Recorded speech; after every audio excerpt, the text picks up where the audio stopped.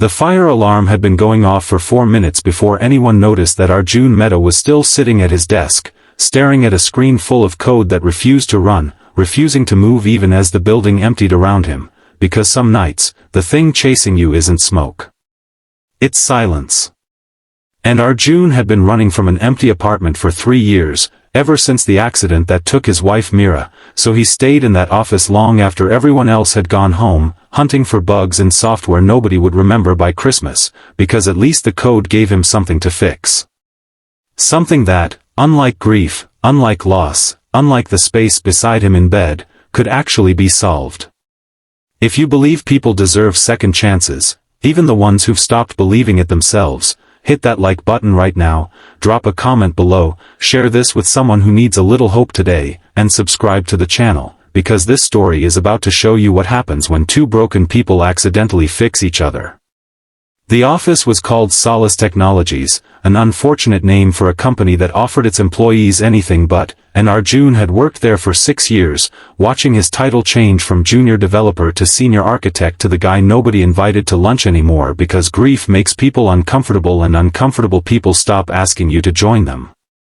He ate alone. He worked alone. He drove home alone to an apartment that still had Mira's reading glasses on the nightstand, because moving them felt like erasing her, and erasing her felt like betrayal, even though she'd been gone 3 years and the dust on those glasses had become its own kind of monument. It was a Tuesday night in late October when Priya Raman transferred into his division, 29 years old, sharp-eyed, recently divorced, and carrying a reputation for being difficult that Arjun would later learn was just other people's discomfort with a woman who refused to shrink herself to make them comfortable. She'd been assigned to the same legacy codebase Arjun maintained, a tangled, decade-old system that everyone else avoided like a haunted house, and on her first night working late, she found him still at his desk at 9:30, hunched over a function that had been throwing the same error for 6 hours. She didn't introduce herself first. She pulled a chair over, sat down close enough that he could smell rain still clinging to her jacket, and looked at his screen with the particular intensity of someone who'd rather solve a stranger's problem than sit with her own. "Debug me," she said, though of course she meant the code, and she leaned in closer to read the stack trace, and Arjun felt something shift in his chest that he hadn't felt in 3 years, something small and terrifying, because for a moment, sitting that close to her, he forgot every reason he'd built himself into this fortress of solitude in the first place. They didn't fix the bug that night.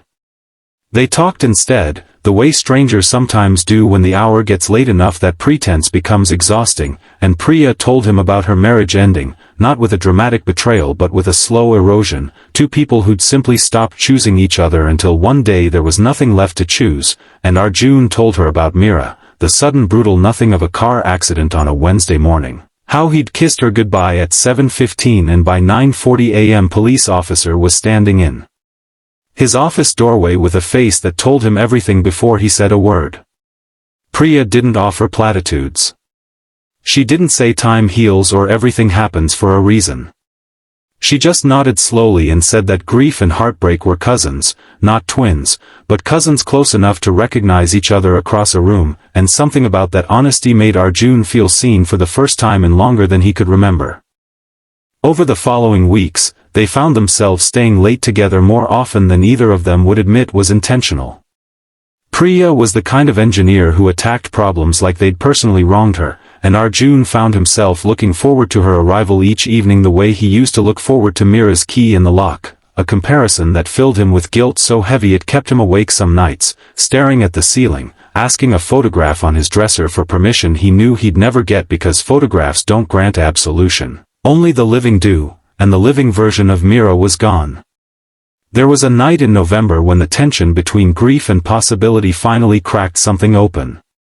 They'd been working on a particularly stubborn deployment failure, the kind that eats hours and sanity in equal measure, and around midnight, after finally isolating the issue, Priya leaned back in her chair and asked him, without any warning, whether he thought he'd ever stop feeling guilty for being alive. The question landed like a stone dropped into still water, and Arjun didn't answer for a long time, because the honest answer was that he didn't know, that guilt had become so woven into his identity that he wasn't sure who he'd be without it, and admitting that out loud felt like standing naked in front of someone for the first time. Priya told him then about the night her marriage actually ended, not the day the papers were signed but the night 8 months earlier when she'd realized her husband had stopped seeing her, truly seeing her, and how she'd sat in her car in a parking lot for 2 hours afterward because she didn't know how to go home to someone who'd already left even though his body still occupied the house. She said that loneliness wasn't always about being alone. Sometimes it was about being surrounded by people who couldn't or wouldn't reach you, and Arjun realized in that moment that he'd built exactly that kind of loneliness for himself, a fortress designed to keep the world at a safe distance so nothing could hurt him the way losing Mira had hurt him, except the fortress hadn't just kept out pain. It had kept out everything. Their friendship deepened through the winter, built on the unglamorous intimacy of shared deadlines and late-night takeout and the particular vulnerability of watching someone debug their worst code without judgment. Arjun started noticing small things, the way Priya hummed under her breath when she was concentrating, the chipped blue nail polish she never quite got around to fixing, the fact that she kept a photograph of her grandmother in her desk drawer, not on display but close enough to reach when she needed it. And Priya noticed things too, the way Arjun still wore his wedding ring on a chain around his neck instead of his finger, the way his voice changed when he talked about Mira, softer, like he was afraid of disturbing something sacred, the way he flinched slightly whenever someone mentioned moving on, as though the phrase itself was an accusation. It was Priya who first said the thing neither of them had been willing to name. On a Friday night in January, after a deployment finally succeeded and they'd allowed themselves a rare celebratory drink at the bar downstairs, she told him plainly that she cared about him, not as a colleague, not as a friend who happened to keep her company through long nights, but as something more complicated and more frightening than either of those categories, and she said she understood if he wasn't ready, if he might never be ready, but she needed him to know because pretending otherwise was its own kind of exhausting dishonesty, and she'd had enough of relationships built on things left unsaid. Arjun didn't respond well. He panicked, the way people panic when the thing they've quietly wanted becomes suddenly, terrifyingly real, and he told her he couldn't do this, that Mira deserved better than a husband who moved on, that loving someone else felt like proof he hadn't loved Mira enough in the first place, and Priya, to her credit, didn't argue with him. She simply said that grief and love weren't supposed to compete with each other, that surviving wasn't a betrayal, and that he could carry Mira's memory and still choose to keep living, because those two things weren't opposites, they were just both true at the same time. Then she left the bar alone, and for the following 2 weeks, she stopped staying late. Those 2 weeks were the loneliest of Arjun's life, lonelier even than the months right after Mira's death, because now he understood exactly what he was missing, and the emptiness had a name and a face and a laugh he could no longer hear echoing down the hallway after 6 p.m. He went home each night to an apartment that had never felt more like a museum, Mira's glasses still on the nightstand, her sweater still hanging in the closet, everything preserved exactly as it had been the morning she left for the last time, and for the first time in 3 years, he found himself resenting that preservation instead of finding comfort in it, because it had stopped feeling like honoring her and started feeling like a prison he'd built with his own hands.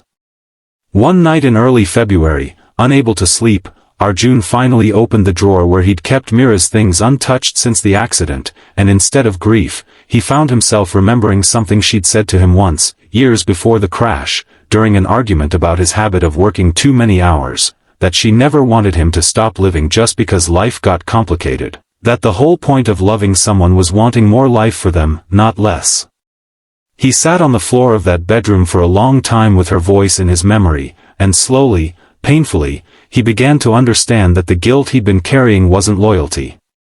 It was fear wearing loyalty's clothes, fear that if he let himself be happy again, it would mean Mira had mattered less, when the truth was the opposite, she had mattered enough that her love for him should have taught him how to keep living.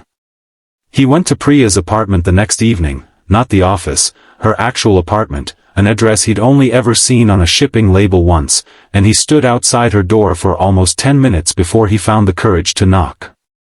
When she opened the door, surprised and a little guarded, he didn't have an eloquent speech prepared.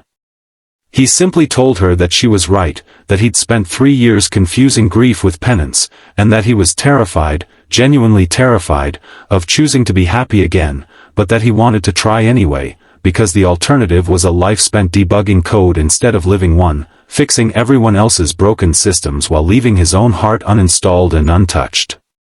Priya didn't say anything for a long moment.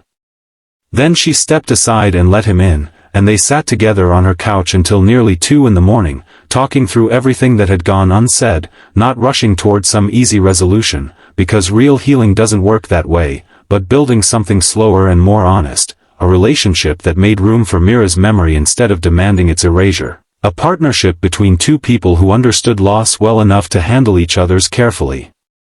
If this story has touched something in you, if it reminded you that healing doesn't mean forgetting, that love can hold grief and hope in the same hand, please take a moment to like this video, leave a comment sharing your own thoughts, and share it with someone who might need this story today. It genuinely means more than you know. Before we reach the end, if this story moved you even a little, drop the word hope in the comments below, just so I know this story reached you. 6 months later, Arjun finally moved Mira's glasses from the nightstand, not into a box hidden away, but into a small frame on the wall beside a photograph of her, a place of honor rather than a shrine of avoidance, and beside that frame, slowly, other photographs began to appear, new ones, of dinners with Priya, of weekend trips neither of them had planned but both of them needed, of a life expanding instead of contracting. He still thought of Mira every day. He always would. But he'd stopped mistaking that love for a life sentence, and started understanding it instead as a foundation, something solid enough to build a future on top of rather than a weight that kept him buried beneath the past. Because sometimes the bravest thing a person can do isn't surviving loss. It's allowing themselves, against every instinct toward self-punishment, to be found again.